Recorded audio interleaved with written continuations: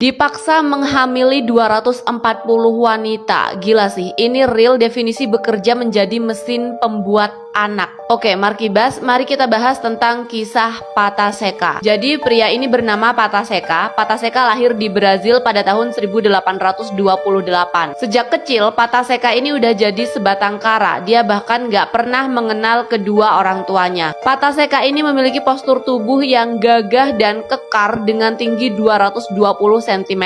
Nah, postur tubuhnya yang kekar dan gagah itu menjadikan Pataseka sebagai incaran para bangsawan untuk dijadikan budak. Singkat cerita, pada waktu perdagangan budak, Pataseka ini dibeli oleh bangsawan Brazil yang merupakan seorang tuan tanah terkenal di zaman itu. Pada awalnya Pataseka ini dipekerjakan di ladang. Nah, si tuannya ini merasa puas dengan cara kerjanya Pataseka ini. Pataseka ini bisa dikatakan tahan banting dan bisa menghandle pekerjaan-pekerjaan berat sekalipun tanpa mengeluh. Dia merasa sebelumnya belum pernah menemui budak dengan kemampuan bekerja seperti Pataseka. Melihat kemampuan Pataseka yang di atas rata-rata, tuan tanah itu malah terpikir sebuah ide gila. Dia berpikir untuk menjadikan Pataseka sebagai mesin pembuat anak. Dengan tujuan dia ingin menghasilkan bayi-bayi budak baru yang akan memiliki postur tubuh dan kemampuan yang sama seperti Pataseka. Untuk memenuhi ide gila si tuan tanah ini, Pataseka akhirnya memiliki tugas baru. Setiap hari dia dipaksa untuk meniduri 5-10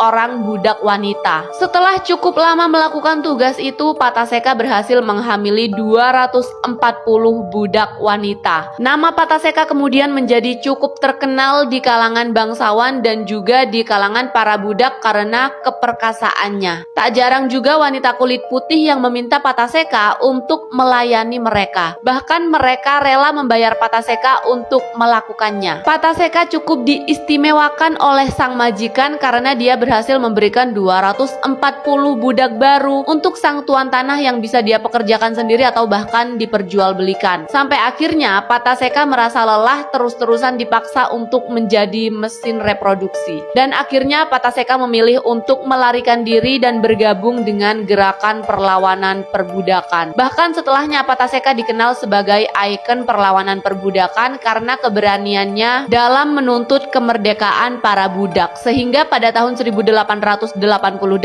perbudakan resmi dihapuskan dan dilarang. Pataseka akhirnya bertemu dengan cinta sejatinya dan dia hidup dengan ke-9 anaknya dari hasil pernikahannya dengan cinta sejatinya itu. Mereka membangun sebuah keluarga dan hidup di tanah yang dulunya diberikan oleh sang tuan tanah sebagai tanda terima kasih pada Pataseka.